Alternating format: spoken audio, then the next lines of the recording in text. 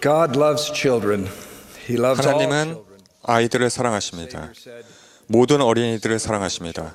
구주께서는 어린아이들을 용납하고 내게 오는 것을 금하지 말라. 천국이 이런 사람의 것이니라 라고 말씀하셨습니다. 오늘날의 어린이들은 다양하고 복잡하게 구성된 가족에 속하는 경우가 많습니다. 예를 들어 현재 미국에서 한부모 가정의 어린이들은 50년 전에 비해 2배로 늘었습니다. 하나님을 사랑하고 기꺼이 계명을 지키려는 마음으로 결속된 가정의 비율도 줄었습니다. 이렇게 증가하는 영적인 혼란 속에서 회복된 복음은 계속해서 주님의 표준과 이상과 본을 제시할 것입니다. 자녀들은 결혼의 테두리 안에서 태어나 결혼 서약을 완전하고 성실하게 지키는 부모에게서 양육받을 권리가 있습니다. 남편과 아내는 배우자와 자녀들을 사랑하고 돌보아야 할 엄숙한 책임을 지니고 있습니다. 부모는 자녀를 사랑하고 의로움으로 양육하고 그들에게 물질적으로나 영적으로 필요한 사항을 충족시켜주며 그들이 서로 사랑하고 봉사하며 하나님의 계명을 지키도록 가르쳐야 할 거룩한 의무를 지니고 있습니다. 우리는 다양한 종교를 가진 전 세계의 수많은 부모들이 그들의 자녀를 사랑으로 돌보고 있음을 압니다. 또 우리는 예수 그리스도 후기 성도 교회 안에 구주께로 개종한 부모의 보살핌 가운데 신권의 권세로 임봉을 받고 가정에서 하나님 아버지와 그의 아들 예수 그리스도를 사랑하고 신뢰할 것을 배우고 있는 가족들이 있음을 감사히 여깁니다. 오늘 저는 이렇게 말하자면 그림처럼 완벽한 가정에서 자라지 않는 수십만 명의 어린이, 청소년, 청년 성인들에게 말씀을 드리고 싶습니다. 부모의 죽음이나 이혼 또는 신앙의 약화를 경험한 청소년뿐 아니라 전 세계에서 부모의 동반 없이 홀로 복음을 받아들이는 수만 명의 청소년들에 대해서도 말씀드리는 것입니다. 이 젊은 후기 성도들은 큰 신앙을 가지고 교회에 들어옵니다. 그들은 향후 자신의 삶에서 가족의 이상을 실현하고자 소망합니다. 시간이 지나면 그들은 선교사가 되고 의로운 청년 성인이 되며 가정을 이루기 위해 제단에 무릎을 꿇는 성도가 됩니다. 우리는 계속해서 가족에 대한 주님의 본보기를 가르칠 것입니다만 이제 수백만의 회원들과 교회 어린이들의 다양성을 고려할 때 우리는 더 사력 있고 민감해야 합니다. 우리 교회의 문화와 언어는 때로 독특합니다. 초등의 어린이들은 계속해서 가족은 영원해라고 노래하겠지만 아빠 돌아오실 때는 정말 기뻐요 또는 부모님이 인도해 주시며라고 노래할 때 실상황은 그렇지 않은 어린이들도 있을 것입니다.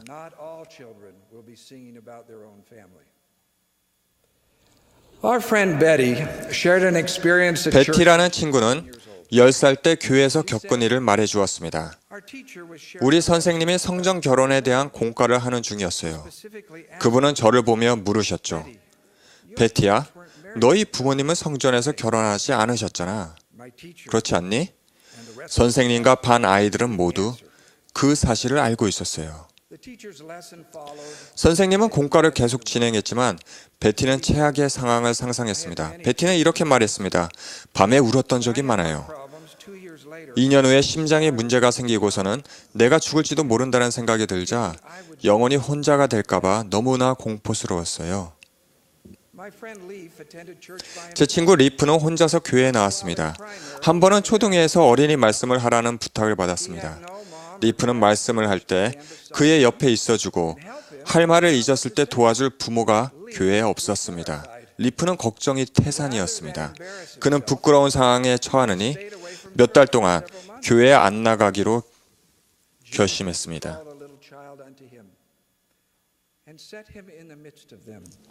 예수께서 한 어린아이를 불러 그들 가운데 세우시고 말씀하시되 또 누구든지 내 이름으로 이 어린아이 하나를 영접하면 곧 나를 영접함이니 이 어린이와 청소년들은 믿는 마음과 영적인 은사를 축복받았습니다. 리프는 저에게 이렇게 말했습니다. 저는 마음 한 구석에 하나님이 제 아버지이시고 저를 알고 사랑하신다는 것을 믿고 있었어요. 제 친구 베로니코는 이렇게 말했습니다. 복음의 원리를 배우고 몰몬경을 공부하는 동안 저는 이미 알았다가 잊어버린 것을 기억해내는 기분이었어요. 줄레이카라는 친구는 브라질 알레그레테 출신입니다. 종교적인 가정에서 자라지는 않았지만 12살 때 성경을 읽기 시작했고 하나님에 대해 더 배우고자 근처의 여러 교회에 가보았습니다. 그녀는 부모의 마지못한 허락을 받아 선교사들과 공부하면서 간증을 얻고 침례를 받았습니다.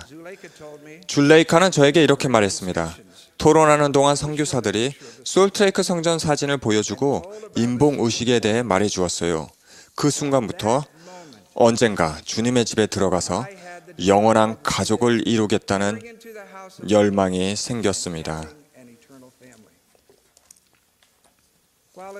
한 어린이가 처한 상황이 이상적이지 않더라도 그의 영적인 유전자는 완벽합니다. 한 사람의 진정한 신분은 하나님의 아들, 딸이기 때문입니다. 몬슨 회장님은 이렇게 말씀하셨습니다. 하나님의 자녀들이 삶에서 참되고 중요한 것을 이해하도록 도우십시오. 그들이 안전하게 영생으로 가는 길을 택할 힘을 기르도록 이끌어 주십시오. 우리의 양팔을 넓게 벌리고 좀 더 넓은 마음을 가집시다. 이 청소년들은 우리의 시간과 간증이 필요합니다.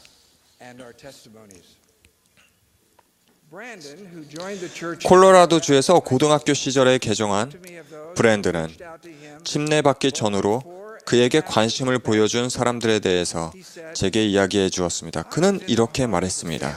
저는 복음대로 생활하는 몇몇 가정에 초대받았습니다.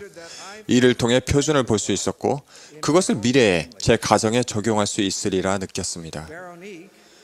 네덜란드에서 태어난 베로니크는 제가 독일에 살던 시절에 저희 딸 크리스틴과 같이 학교에 다녔습니다. 그녀는 이렇게 말했습니다.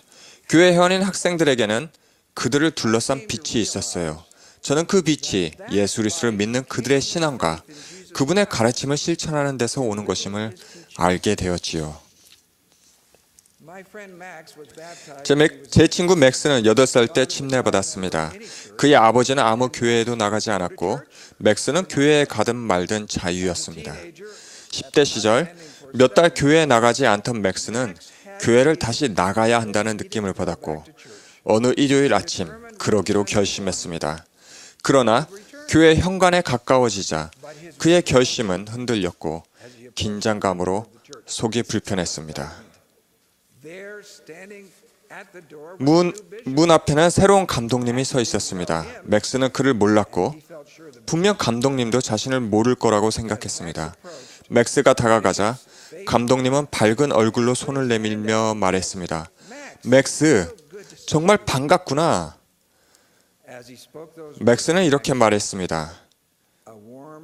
감독님의 그 말을 듣자 따뜻한 느낌이 밀려오며 내가 옳은 일을 했다는 것을 알게 되었습니다. 사람의 이름을 아는 것은 차이를 가져올 수 있습니다.